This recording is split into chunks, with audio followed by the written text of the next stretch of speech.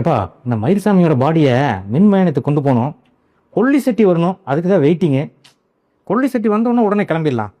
ஆமாம், மின்மயானத்துக்கு தானே கொண்டு போய் எரிக்கிறோம், அதுக்கு எதுக்கு கொல்லி சட்டி? எப்பா கொல்லி சட்டி கொண்டு போகிறதானப்பா பழக்க வழக்கம். நீங்கள் அந்த கடையில் தீப்பெட்டிலாம் வாங்குவீங்கள்ல, அதில் மேலே சேஃப்டி மேட்சஸ்ன்னு எழுதியிருப்பாங்களே, அது ஏன் அப்படி எழுதியிருக்காங்க உங்களுக்கு தெரியுமா? அது ஏதாவது பாதுகாப்பாக எரிக்கணுங்கிறதுக்காக இருக்கும். அப்படி கிடையாது. முதல்ல இந்த தீக்குச்சியை கண்டுபிடிக்கும் போது அது ஒரசாமியே பற்றிக்கிற தன்மை இருந்துச்சாமா.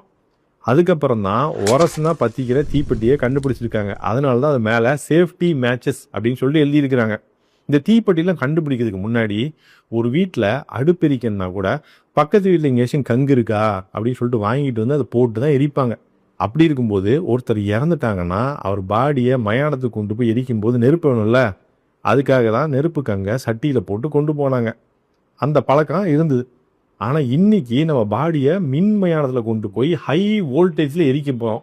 அதுக்கு எதுக்கு நம்ம கொல்லி சட்டி எடுத்துகிட்டு போனோம்? கரெக்டாகவும் சொல்கிற. இருந்தாலும் கொல்லி சட்டி வந்துட்டும்பா, அப்புறம் கிளம்புவோம்.